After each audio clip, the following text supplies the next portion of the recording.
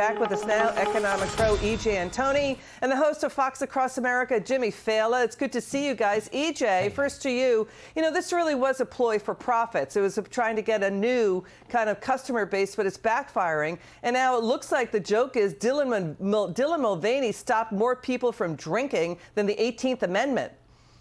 No, certainly, Liz. And, you know, this is just another example of how go woke, go broke is more than just some cute saying. It's an economic reality. When you fail to deliver what the customer wants, you meet with disaster. And actually, we're seeing the exact same thing, not just in terms of the private marketplace, but the public marketplace, too. Look at every time government goes woke. Every time we have one of these crazy DAs who goes woke, we get lawless, soft on crime policies. And then you have places like my hometown of Philly, where you have major retailers fleeing the city because crime is so out of control. Yeah, that's a big issue, what EJ just said, Jimmy. You know, people are asking, why aren't Bud and Nike hiring Riley Gaines or women's soccer stars like Chloe Kelly? Jimmy, sit tight. Let's get your reaction to Florida Governor DeSantis and all this. Watch this. The people also side with us on wanting to see an economy where businesses focus on their core missions rather than indulging in woke political activism. And what you see happening, and look, some of it's annoying, some of it they're virtue signaling, and it is grating, and honestly, I think, you know, what's going on here, you see Bud Light and doing all this stuff. But some of this stuff, I think, is really insidious. When you look at movements like ESG, environment, social governance, what they are trying to do is they're trying to hijack corporate power in order to advance an ideological agenda. What do you think, Jimmy? Well, he's 100% right when he says that the ESG is kind of the enemy of a sound corporate management policy. I mean, when you think about what Bud Light did, okay, is they fought the wrong battle, Liz. When people go to a beer freezer, they want a beer that's cold and tasty. Okay, you've got so many options in that freezer, you don't look around and go, which one has a guy wearing a dress? And this is where Bud Light screwed up. When that head of marketing insulted the customer and said, you know, they were fratty and the humor was out of touch, okay, no one was asking for her opinion on those things. All we wanted was a beer. Look at me. I look like I get paid in beer. I know what they're supposed to be prioritizing, and ESG takes your eye off that ball. So I think it's hilarious this is happening to Bud, and I don't believe anything that the management says over at Anheuser-Busch. Okay, they knew they were running this campaign. They tried to say she did it without upper management knowing. There is no way they made this move without management knowing, because if that were the case, they would have fired her for taking this much off the market cap. Yeah. But they can't fire her because they don't want to be out of touch with the trans agenda. Jimmy, you look like you get paid in martinis. Hey, the good ones. The dirty. good one, right.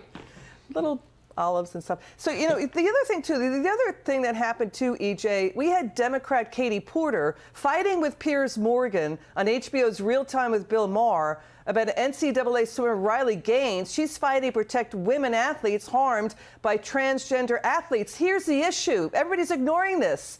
Female athletes do not get commercials. They don't get sponsorships like these other athletes do. And that's what the issue is with the unfair advantage when it comes to women athletes and now transgender athletes. Look at this soundbite and watch for the fight here. I think that what she has done is try to turn this. We talked about people, you know, using things to kind of get likes and get clicks. That's not what she's doing. It's I mean, not? I've got no truck for Riley Gaines personally, but all I've seen her do is stand up for women's rights to fairness and equality. Well, she actually competed against Leah Thomas, and it was obviously unfair. But it seems to be so many instances, I think, where wokeness is the opposite of what I grew up as liberalism. Liberalism was, let's give the women an equal shot. This is let's put a male in the swimming pool with the women. What do you think, EJ, what they were just talking about? Well, I think this is the end result of feminism as a snake eating its own tail. It's not a movement, apparently, that's about equality for women, because if it were, it would be standing up for actual women, not men pretending to be women. But instead, it is just bowing, like everyone else, to the woke agenda.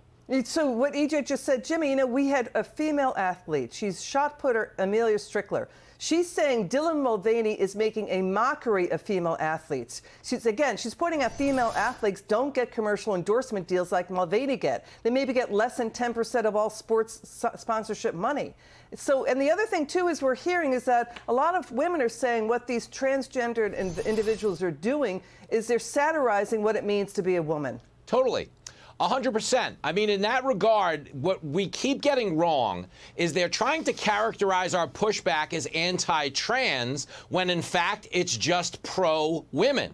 Okay, we're fine with trans athletes having a trans athlete category. We didn't say they can't compete, but the idea that we're sitting here at the 50th anniversary of Title IX and we're now, minimizing women's contributions to women's sports, I think is such an insult to women. And this is where we've been hijacked. And let me be very clear. I would be fine with biological men competing in women's sports if I could gamble on it in Vegas. But there's a reason they won't let me gamble on it is because they know how it's going to end every time.